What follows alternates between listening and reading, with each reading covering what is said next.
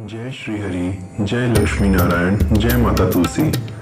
मेरी इस वीडियो को लाइक करें, चैनल को सब्सक्राइब करें और अधिक से अधिक इस वीडियो को शेयर कर भगवत प्रचार के इस कार्य में सहयोग कर अधिक से अधिक पुण्य प्राप्त करें। मित्रों, कार्तिक महात्म्य की इस श्रृंखला को आगे बढ़ाने से पहले हम पंचदेवों का और गुरु का ध्यान कर तब इस श्रृंखला में अगले अध्याय पर बढ़ते हैं। ओम श्री गौरी गणेशाय नमः। गजाननं भूतगणाधिसेवितं कपितजम्बूफलचारुभक्षणम् उमाशुतं शोकविनाशकारकं नमामि विघ्नेश्वरपादपङ्कजम्। नमो देव्यै महादेव्यै शिवायै सत्तं नमः। नमः प्रकृते भद्रायै नियताप्रार्थस्मताम्। ओम नमो भगवते वासुदेवाय। ओम नमो भगवते रुद्राय। नवग्रह मंडल के अधिष्ठाता भगवान श्री सूर्यदेव का ध्यान सभी नवग्रहों के साथ। ओम ब्रह्मा मुरारी त्रिपुरांतकारी भानु शशि भूमि सुतो बुधश्च गुरुश्च शुक्र शनि राहु केतव सर्वे ग्रह शांतिकरा भवन्तु। ओम हरि ओम तत्सत। ओम मित्रों, कार्तिक महात्म्य कथा की श्रृंखला को आगे बढ़ाते हुए 8वें अध्याय को शुरू करने से पूर्व इस अध्याय की रूपरेखा की चर्चा कर लेते हैं। इस अध्याय में देवर्षि नारद जी महाराज पृथु से संवाद कर रहे हैं, जिसमें वे दैत्यराज जलंधर की भगवान शिव के साथ होने वाले युद्ध के बारे में चर्चा कर रहे हैं। अष्टम अध्याय। जलंधर की राजधानी की यात्रा का वर्णन करते हुए देवर्षि नारद जी ने कहा, हे राजा पृथु, जलंधर ने वहां पहुंचने पर हमारा बहुत आदर सत्कार किया। वह भक्तिभाव और श्रद्धा से हमारा पूजन करके विनती करने लगा, महाराज कहिए आपका आगमन किस अभिप्राय से हुआ है और मेरे लिए क्या आज्ञा है। हमने कहा, दैत्यराज, मैं कैलाश पर्वत पर गया था। वहां शिवजी और पार्वती जी का वैभव देखकर मैं चकित रह गया। अब तीनों लोगों का भ्रमण करते हुए मैंने यहाँ आकर आपकी समृद्धि भी देखी है। आपकी और शिवजी की समृद्धि व वैभव में किसी प्रकार का कोई अंतर नजर नहीं आता, परंतु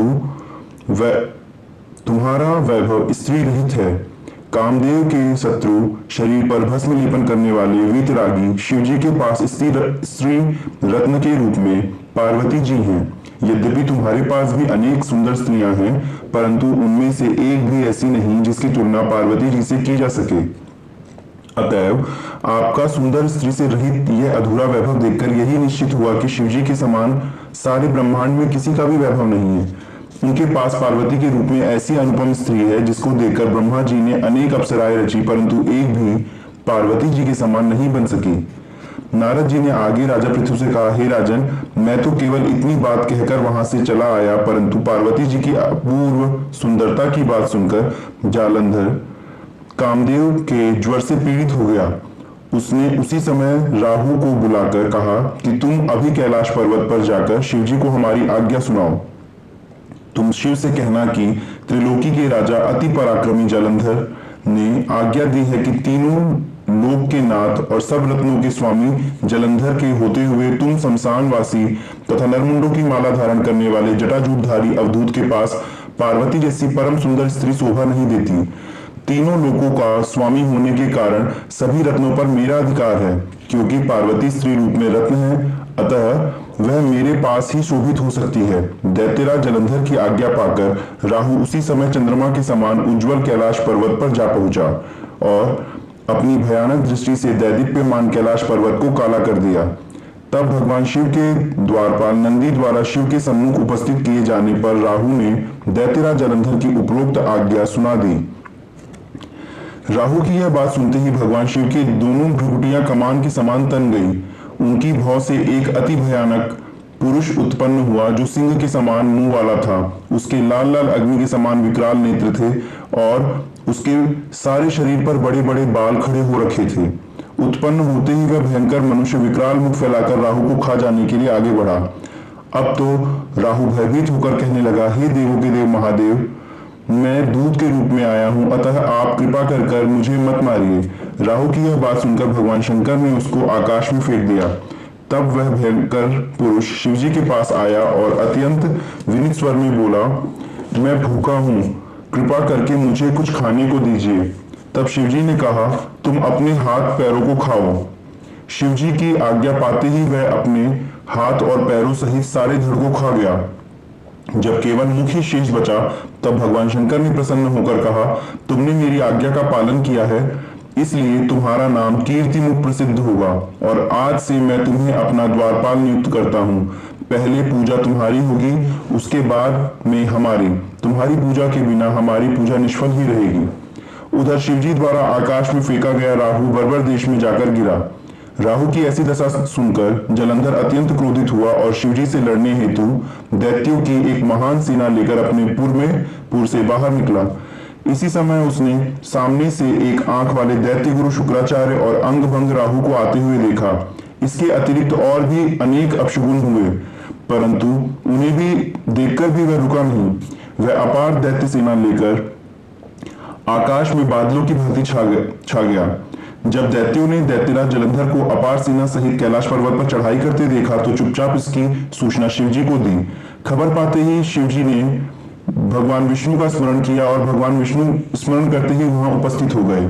शिवजी ने भगवान विष्णु से कहा, हे नारायण, देवताओं को पीड़ा देने वाले इस महादैत्य को आपने मारा क्यों नहीं? इतना ही नहीं, आप स्वयं श्री लक्ष्मी जी सहित उसके घर में विराजमान हो गए। आखिर इसका क्या कारण है? तब भगवान विष्णु ने उत्तर दिया, हे महादेव, यह महादैत्य आपके अंश से उत्पन्न हुआ है और लक्ष्मी जी का भाई है, इसी कारण हमने इसको नहीं मारा। अस्तु, यह महादैत्य आपके ही हाथ मारा जाएगा। भगवान विष्णु की यह बात सुनकर शिवजी ने कहा, यह तेजस्वी दैत्य हमसे भी नहीं मारा जाएगा, अतएव इसको मारने के लिए आप अपना तेज देने की कृपा कीजिए। शिवजी के वचन सुनकर श्री विष्णु भगवान सहित समस्त देवताओं ने अपना अपना तेज शिवजी को दिया। तत्पश्चात शिवजी महाराज उस तेज को इकट्ठा करके ज्वालामुखी सुदर्शन चक्र और एक वज्र बनाकर जलंधर से युद्ध करने के लिए तैयार हुए। शिवजी के भूतगणों की सेना में समस्त देवतागण भी सम्मिलित हो गए। उधर जलंधर अपनी सेना सहित कैलाश के समीप जा पहुंचा और इधर कीर्तिमुख और नंदी आदि समस्त गण तथा देवताओं की सेना भी युद्ध के मैदान में आ गई। देवताओं और जलंधर की सेना में ऐसा घोर संग्राम हुआ कि समस्त भूमंडल कंपायमान हो गया। युद्ध के मैदान में जितने दैत्य मरते, दैत्य गुरु शुक्राचार्य उन्हें अपनी संजीवनी विद्या से जीवित कर देते थे। यह दृश्य देख भूतगण आदि ने शिवजी के समीप जाकर उनसे संपूर्ण वृतांत सुनाया। यह तब शिवजी ने कंदरा के समान मुख वाली महाभयंकर तालजंघा नाम की एक कन्या अपने मुख से उत्पन्न की। वह तालजंघा कन्या हुंकार मारकर दैत्यों के मुख में डालती हुए श्री दैत्य गुरु शुक्राचार्य जी को उठाकर कहीं अलोप हो गई। तब शिवगण निर्भय होकर दैत्य सेना को बुरी तरह मारने लगे। गणों की इस मार से व्याकुल होकर दैत्य सेना भाग खड़ी हुई। दैत्य सेना को इस प्रकार भागता देखकर जलंधर के सेनापति शुंभ और निशुंभ तथा जलंधर के ससुर कालनेमी ने आगे बढ़कर देव सेना पर प्रत्याक्रमण कर दिया। तब देव सेना दैत्यों की मार से विचलित हो उठी। तब गणेश जी और शुंभ का घनघोर संग्राम हुआ। दैत्यों को पराजित होता देख जलंधर स्वयं युद्ध क्षेत्र में आया।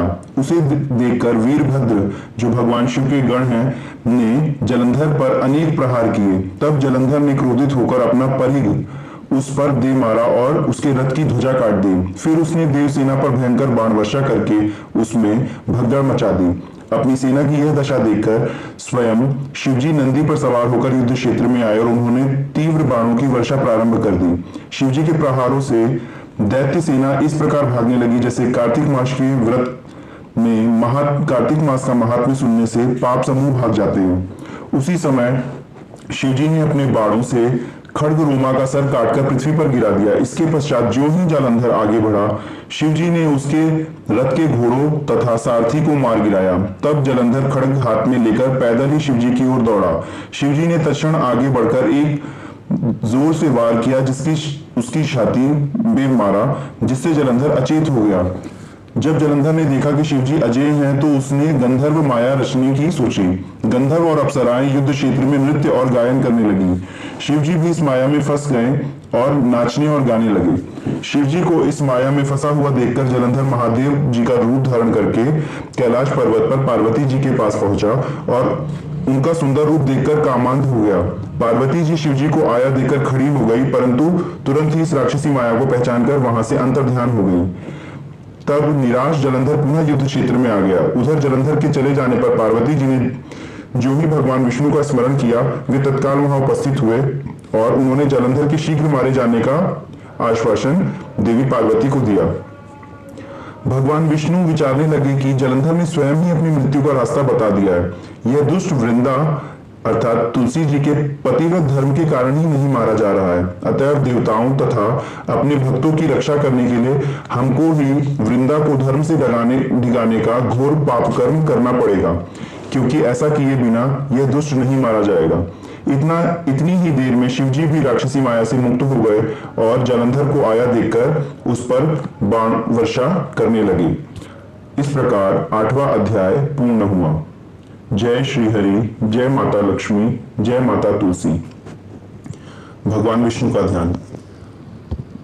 शांताकारं भुजगशयनं पद्मनाभं सुरेशं विश्वाधारं गगन सदृशं मेघवर्ण शुभांगं लक्ष्मीकान्तं कमलनयनं योगविध्यानगम्यं वंदे विष्णु भवभयहरं सर्वलोकैकनाथं। माता तुलसी का ध्यान मंत्र। तुलसी श्री सखी शुभे पापहारिणी पुण्यदे नमस्ते नारदनुते नारायण मन प्रिय। तुलसी जी की आरती। तुलसी महारानी नमो नमो, हरि की पटरानी नमो नमो, धन तुलसी पूरन तप कीनो, शालिग्राम बनी पटरानी नमो नमो, तुलसी महारानी नमो नमो।